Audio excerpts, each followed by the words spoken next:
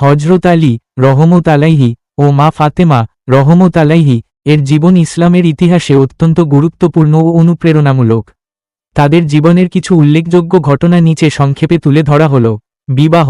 রাসূল সাল্লাল্লাহু আলাইহি ওয়াসাল্লাম এর প্রিয় কন্যা ফাতেমা রহমত আলাইহি এর সাথে হজরত আলী রহমত আলাইহি এর বিবাহ হয়েছিল হিজরি 2য় বা 3য় সালে। হজরত আলী রহমত আলাইহি তখন খুব গরিব ছিলেন। তার কাছে ছিল শুধু একটি ঢাল, সেটি বিক্রি করে তিনি বিবাহের খরচ চালান। রাসূল সাল্লাল্লাহু আলাইহি ওয়াসাল্লাম নিজেই তাদের বিয়ে পড়িয়েছেন এবং বলেছিলেন, হে আলী, ফাতেমা আমার হৃদয়ের অংশ, তার সম্মান রক্ষা করো। সংসার জীবন ও দারিদ্র্য। তাদের জীবন ছিল সহজ সরল ও পরিশ্রমে ভরা। মা ফাতেমা রহমত আলাইহি নিজ হাতে ঘরকাজ করতেন, আটা পেশা, রুটি বানানো, পানি বহন সবই করতেন। হজরত আলী রহমত আলাইহি মজুরি করে সংসার চালাতেন।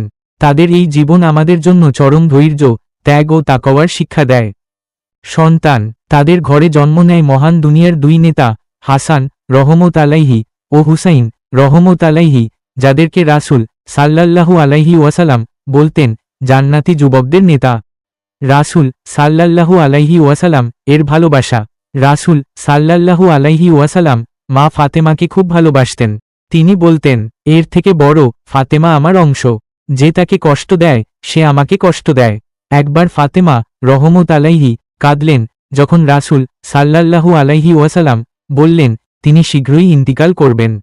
কিন্তু পরে তিনি হাসলেন, কারণ রাসূল সাল্লাল্লাহু আলাইহি ওয়াসাল্লাম বলেন, তুমি আমার পরিবারের মধ্যে প্রথম আমার সাথে মিলিত হবে। মা ফাতেমার ইন্তিকাল। রাসূল সাল্লাল্লাহু আলাইহি ওয়াসাল্লাম এর ইন্তিকালের মাত্র 6 মাস পর মা ফাতেমা রহমত আলাইহি ইন্তিকাল করেন। হজরত আলী রহমত আলাইহি নিজ হাতে তাকে কবর দেন এবং গভীরভাবে দুঃখ করেন। হজরত আলীর খিলাফত। পরবর্তীতে হজরত আলী রহমত আলাইহি চতুর্থ খলিফা নির্বাচিত হন। তিনি ইনসাফ ও জ্ঞানপূর্ণ নেতৃত্ব দেন, কিন্তু বহু ফিতনার মুখোমুখি হন। শেষে তিনি শহীদ হন এক মসজিদে সিজদার অবস্থায়। উপদেশ। তাদের জীবনের সবচেয়ে বড় শিক্ষা সাধারণ জীবন, তাকওয়া, ইবাদত এবং পারিবারিক ভালোবাসা। আজকের যুগে তাদের মতো ধৈর্যশীলতা ও ইখলাস অনেক বড় শিক্ষা।